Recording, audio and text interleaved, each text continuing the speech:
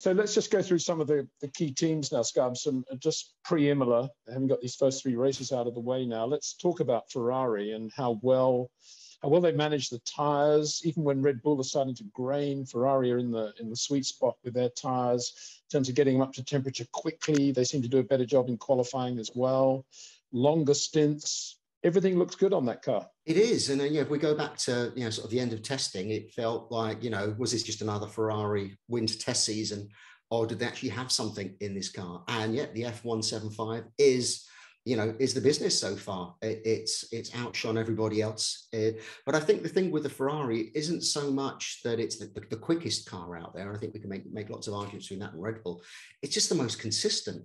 Every circuit, every type of corner, every type of tire, the car's just working whatever you do. And, that bodes really well for the rest of the season, that they haven't got a peaky car and they can start to throw potential developments at it. Certainly won't be in Imola, as we understand, but that, sprint race weekend is not the weekend to be bringing updates. But as we go into that kind of second, third of the season, Ferrari can start to throw updates to the car and hopefully keep that momentum up. And again, when you look at the car, we could talk about these side pods, but I don't think that is necessarily, the be all and end all of this car's performance. It's just got, a little bit of everything everywhere. And certainly one of the key factors in that is the power unit, which is quite possibly the class of the field at this stage in the season. It's outpowering everybody. You can sell that by its customer teams, and it's reliable, which again, when you look at Red Bull for the first 3 races, that's an important aspect, albeit we've still got 20 races, which seems an awful long way to go, longer than most previous seasons, but got a long way to go. So, everything is looking good. So the question now is, can Ferrari, keep that development up and keep that car ahead of the chasing pack? Because Red Bull won't be hanging around too much longer. Mercedes and to a degree, McLaren will be fighting back through the season, and it will be a very competitive season by the time we reach that midway point. Now, it may only be for individual race wins rather than for championships, depending on how quickly the other teams catch up. But Ferrari have never really proven in recent years their ability to keep development going through the season. Well, let's hope they can do that this year. They seem very organised and very focused. Scarbs, going back to the power unit question, it's extraordinary, really, given where they were and the starting point they had, that they've produced a power unit that is so, A, reliable, and B, so quick and so good. And I don't think anybody saw that coming. It's fair to say probably you didn't see that coming. And do we know yet what accounts for that and how they managed to achieve that? Well, the honest answer is no. Nobody outside Maranello knows it. Certainly none of the journalists that are claiming all sorts of things about this power unit and what they had changed over the year. When you look at the power unit externally, it doesn't look too different in some respects to last year. We're still not entirely sure whether it's a split turbo or not. I thought it was after seeing some pictures from Albert Fabrega earlier this year, but his latest ones actually suggest that it's not split turbo. So I'm really confused. They've got potentially a very clever intercooler that sits in the V of the engine, slightly different to what we've seen with them before. And I think the turbo now, my guess at the moment, I've seen no evidence to suggest it definitely one way or the other, is the turbo is still at the back of the engine, the MGUK in the V, and an intercooler in the V, which allows you to get the whole plenum set up much lower.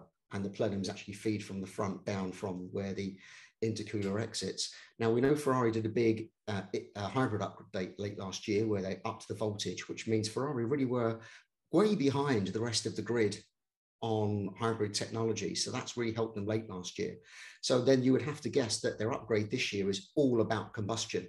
Now, Honda made a big step last year. So we've spoken about pre-chamber combustion for many years, where the spark plug has a little mini combustion chamber that fires jets of flame out. Honda worked out last year, if you direct those flames in the right way, you can actually get instantaneous combustion around the outside of the piston, and then the flame front then moves inwards as well, which gives you really good burning, really good efficiency and power. So you would guess that Ferrari have maybe done something in that area. The Italian media were calling it super fast ignition. Again, we've got no information on this. But you would have to guess that the performance has come from the combustion side of the package rather than anything else, because they've already upgraded the hybrid late last year. But then you'd also have to assume that Mercedes would have that and Renault would have that. Well, then there's the question, how long, maybe Mercedes have had this for a few years. We look at the package of their engine, it hasn't changed visually too much this year. They've got some quite interesting exhausts and ways of routing the exhaust into the turbo at the back of the engine. In fact, what you find on all of the Mercedes engines, you have two exhausts coming out of the V and they go in through the side of the gearbox.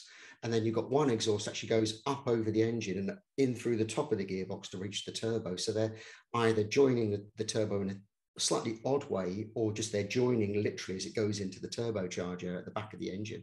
So, they've been playing. Renault have had their big change with going split turbo and then having the water-to-air intercooler on the front of the engine. So, they've had quite a step this year with the power unit. We don't know what they're doing with combustion.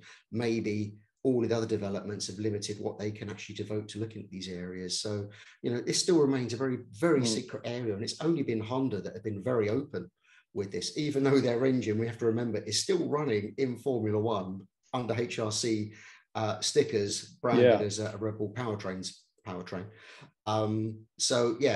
There's lots of secrets there that we just simply don't know about.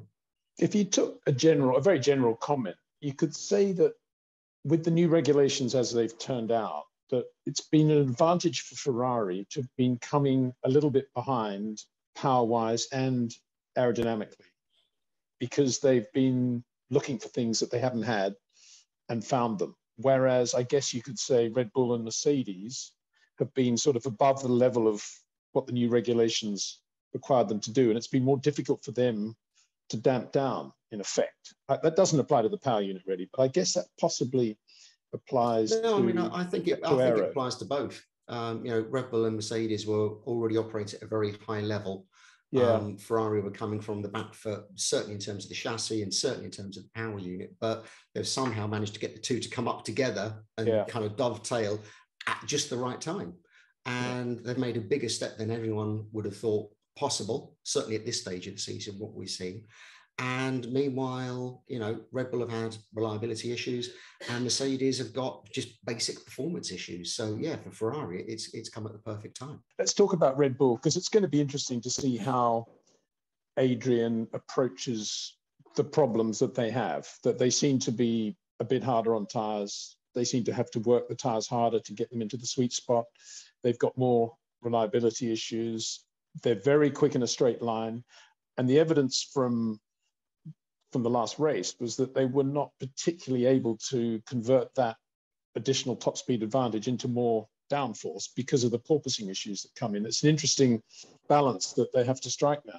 Yeah, they literally are. If you look at the fortunes of Ferrari, Red Bull and Mercedes, Red Bull literally are bang in the middle with a mixture of benefits and problems with the other two teams. The car has got pace. I mean, there's no question about it. I think it's a question of unlocking that now. The car's also heavy, which is another problem that a lot of the teams are having, but Red Bull are one of the teams. I think if you can believe the paddock gossip, certainly Mercedes are worse off than Red Bull are, but a little bit of weight accounts for a lot of lap time, and that has knock-on effects in brakes, fuel consumption, tyre usage. I think Red Bull are just trying to find the sweet spot of that package. And I think it will take a bit more development. I've got no doubt that they will be challenging Ferrari, poles, wins in championships. There's just no question of it. But what we've seen so far is the car is slightly less consistent. There'll be tracks that we go to where I think they will just simply outpace Ferrari, and tracks where they'll be completely at sea. I think we saw a little bit of that in the race just gone in Australia. We've got lots of rather odd tracks coming up as well at the moment. So they've got a lot to do on all fronts, and that's never easy for a team, particularly in a year when you've got budget restrictions, and particularly when they've had two major points catches lost through unreliability. That still raises a question of how they're working with their fuel supplier because of the E10 fuel, and two fuel-related DNFs, or three if you count Sergio Perez as well, and then with Honda as a partner, sorting out whether these problems are power unit or chassis related, and then just getting that whole package working together. And any feedback on what? Any feedback on what Max's problem was in Australia? Red Bull have been very abstract in their description. So we know it's a fuel problem they said it is external to the fuel tank, and it was a fuel leak that they detected a lap or so before the eventual failure. Max could smell something, which is probably this rather sickly smelling fuel leaking onto very hot surfaces, which would probably make an awful smell before it eventually caught fire, certainly. So then there's the question as well, where was this fuel leaking? Now, the way it works is from the fuel tank, there is a small flexible pipe which runs at about 10 bar pressure. And that goes then into the high pressure direct injection pump, which sits on top of the engine. That then bumps the fuel pressure up to 500 bar. Now, if you had a 500 bar fuel leak, even a hairline crack, that's going to leak a huge amount of fuel. And I don't believe that's where it is, but that would be a Honda problem. If it's in that flexible pipe, then it kind of sits partly in the, is it Red Bull, is it Honda problem? And I would suspect it's much more likely to be in that short flexible pipe. But again, they've said nothing. All of the parts have gone over to Japan, to Scuderia, to Honda's R&D facility to work out exactly what's happened. And a fix, theoretically, we should be fairly straightforward. These are all parts that are quite easily accessible on the engine. These are parts that can be changed quite easily and within the regulations because they're reliability fixes. I don't think you would find any sneaky performance gains by changing these parts. I think it's just one of those things. They'll literally fix the unreliability, get the new parts on the engines and be ready for Imola. So I don't think this is an issue, but it does kind of highlight that this E10 fuel potentially is something that can start to catch out teams in ways that they weren't expecting. So, you know, maybe it was attacking some seals, maybe it was you know, fatiguing material or something. You know, I'm not a chemical expert in that respect, but, you know, there is a relationship between the three parties here, you know, chassis, fuel and engine that needs to be resolved. And I think they need to maybe look wider at the same time to see where else this can catch them out, because they can't afford any more DNFs this year.